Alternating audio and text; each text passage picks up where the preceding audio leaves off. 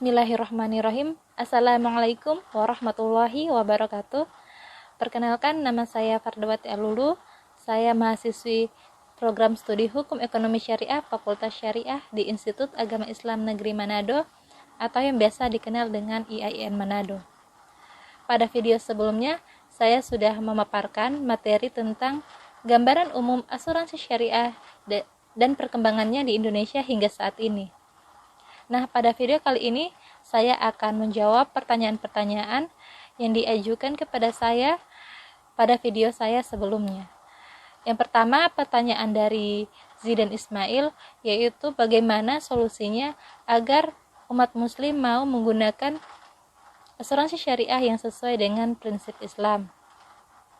Jadi menurut saya, agar supaya umat muslim mau menggunakan asuransi syariah, maka solusinya para pihak asuransi syariah harus lebih memperkenalkan kembali produk-produk yang ada di asuransi syariah, memberikan pengetahuan tentang kelebihan dan keunggulan asuransi syariah dibandingkan dengan asuransi konvensional, baik berupa dari marketing dari asuransi syariah itu sendiri yang turun lapangan dan mempromosikan produk-produknya, ataupun dilakukannya dengan sosialisasi ataupun seminar. Hal tersebut dilakukan agar supaya masyarakat, terutama umat muslim, mengetahui apa saja produk-produk yang ada di asuransi syariah serta keunggulannya dibandingkan dengan asuransi konvensional. Sebenarnya dalam hal ini, untuk menggunakan asuransi konvensional maupun asuransi syariah, semuanya adalah keputusan dari masyarakat itu sendiri. Akan tetapi, pihak perusahaan baik asuransi syariah maupun asuransi konvensional memiliki upaya atau solusi yang dapat dilakukan. Dalam hal ini, entah masyarakat terutama umat muslim mau menggunakan asuransi konvensional maupun asuransi syariah yang lebih jelas keberkahannya dibandingkan dengan asuransi konvensional. Jadi solusinya pada intinya, para pihak asuransi syariah harus memperkenalkan kembali produk-produk yang ada di asuransi syariah, perbedaannya dengan asuransi lainnya, serta keunggulan yang ada pada asuransi syariah. Dan juga para pihak asuransi syariah harus pintar dalam meyakinkan masyarakat untuk menggunakan asuransi syariah. Pertanyaan yang kedua, yaitu dari Dwi Ayu Astuti. Pertanyaannya, bagaimana prinsip tata kelola perusahaan asuransi syariah? Yang pertama, prinsip keterbukaan, yaitu terbuka dalam proses pengambilan keputusan, pengungkapan, dan penyediaan informasi.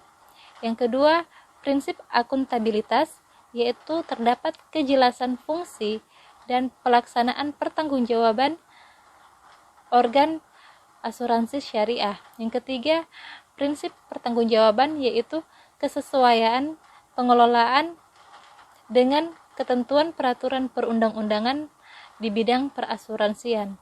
Yang keempat, prinsip kemandirian, yaitu prinsip di mana keadaan asuransi syariah dalam pengelolaannya dikelola secara mandiri dan profesional.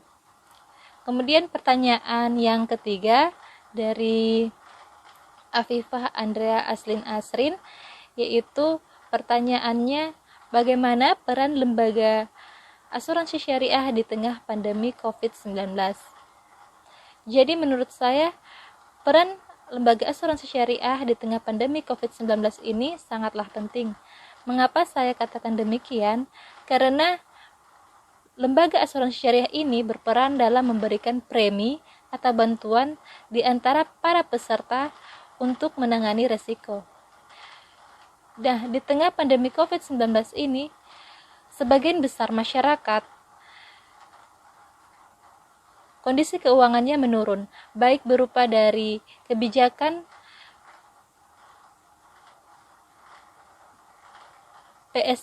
PSBB ataupun karena menurunnya produktivitas usaha dan ataupun karena pengurangan kontrak atau PHK.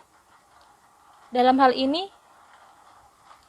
Sedangkan resiko datang kapan saja, sehingga contohnya resiko atas penyakit dalam hal ini sangat bahaya apabila tidak memiliki biaya untuk berobat. Nah, dalam hal ini peran dari lembaga asuransi syariah sangatlah penting, karena apabila terjadi risiko, para peserta dari asuransi syariah akan mendapatkan premi atau bantuan atau biaya dari pihak asuransi syariah untuk menangani risikonya. Maka dari itu, saya katakan peran dari lembaga asuransi syariah ini sangat penting, apalagi pada masa COVID-19 ini. Kemudian pertanyaan dari Wiranto Paputungan, yaitu bagaimana cara meningkatkan pengembangan industri asuransi syariah pada masa COVID-19 ini. Jadi, dalam meningkatkan pengembangan industri asuransi syariah, maka para pihak asuransi syariah harus lebih inovatif, seperti melakukan beberapa perbaikan. Yang pertama, pihak asuransi syariah harus lebih meningkatkan inovasi produk. Kemudian para pihak asuransi syariah juga harus menjaga hubungan baik dan meningkatkan kepercayaan masyarakat, terutama nasabahnya. Yang ketiga, para pihak asuransi syariah harus memperbaiki aspek tata kelola asuransi syariah agar supaya terhindar dari masalah-masalah yang datang di kemudian hari, contohnya seperti kasus gagal bayar dan lain-lain. Kemudian pertanyaan dari Susandra Moko Agow, yaitu bagaimana gambaran umum dari produk asuransi syariah jenis takaful individu dan takaful grup. Jadi takaful individu adalah produk asuransi syariah yang memberikan perlindungan dan perencanaan yang bersifat pribadi. Contohnya takaful dana investasi untuk jaminan hari tua. Kemudian untuk takaful grup adalah produk asuransi syariah yang memberikan perlindungan dan perencanaan yang bersifat kelompok. Contohnya tabungan al-khairat atau tabungan haji bagi karyawan yang ingin menunaikan haji. Kemudian yang keenam, pertanyaan dari Rama Setiawan Nurhamidin, yaitu pertanyaannya bagaimana operasional pengelolaan risiko pada asuransi syariah?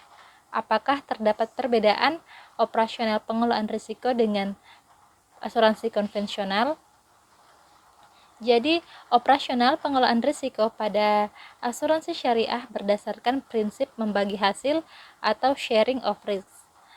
Dalam hal ini terdapat perbedaan dengan asuransi konvensional, karena pada asuransi konvensional menggunakan konsep transfer of risk, yakni pemindahan risiko dari pihak peserta menjadi pihak perusahaan asuransi, sehingga dana yang diperoleh berpindah dari pihak peserta menjadi milik perusahaan asuransi.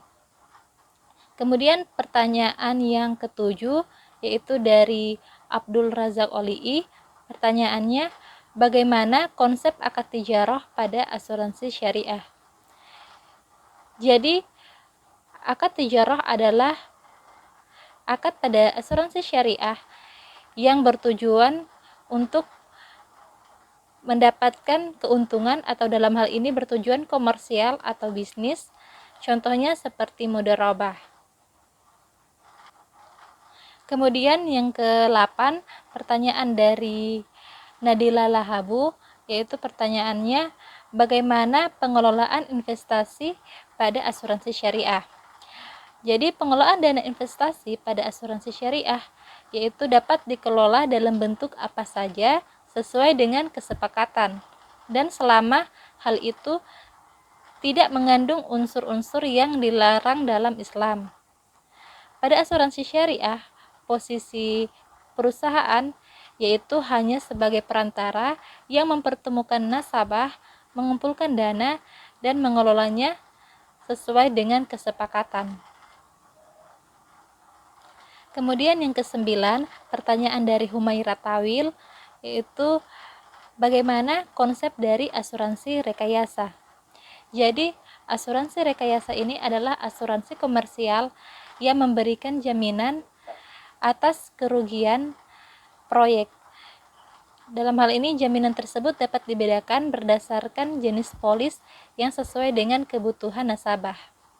Kemudian pertanyaan yang ke-10 dari Purnama Tina, yaitu bagaimana perbedaan asuransi konvensional dan asuransi syariah pada pemenuhan klaim. Jadi, pada asuransi syariah, pemenuhan klaim diambil dari dana tabaruk atau dana kebajikan yang memang dari awal sudah diniatkan untuk kepentingan sosial atau untuk tolong-menolong di antara para peserta. Sedangkan untuk asuransi konvensional, pemenuhan klaimnya diambil dari rekening perusahaan asuransi konvensional tersebut. Sekian pertanyaan yang dapat saya jawab. Lebih dan kurangnya saya mohon maaf. Tak lupa juga saya mengucapkan terima kasih kepada dosen pengampu mata kuliah ini, yaitu yang saya sebut dengan hormat Bapak Adrian Dikasim SHI MH. Wabillahi taufiq wal hidayah. Wassalamualaikum warahmatullahi wabarakatuh.